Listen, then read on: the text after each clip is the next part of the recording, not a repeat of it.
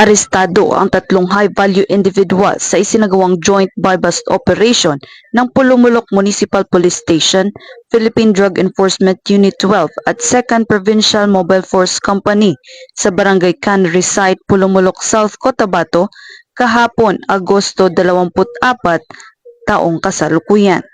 Kinilala ang mga sospek sa alias Rolo, 32 taong gulang, alias Patrick, 29 na taong gulang na kapwa residente ng Pulumulok South, Cotabato, at isang alias Kimlo, 25 taong gulang na residente naman ng General Santos City.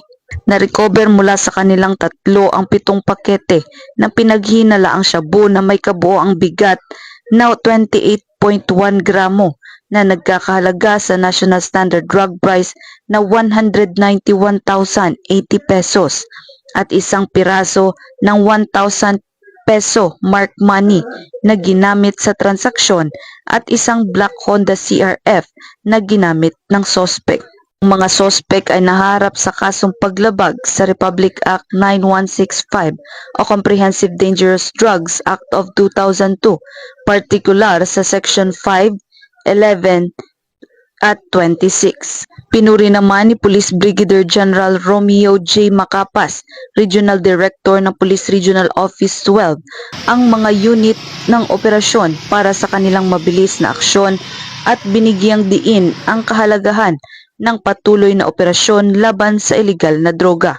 Muling nananawagan ang Police Regional Office 12 sa publiko na makipagtulungan sa kampanya kontra ilegal na droga sa pamamagitan ng pag-uulat ng kahina-hinalang aktibidad. Mula dito sa Police Regional Office 12, General Santos City, ako ang inyong Police News Correspondent, Patrolwoman Emelo F. Pedroso, alagad ng batas, tagataguyod ng Balitang Pulis.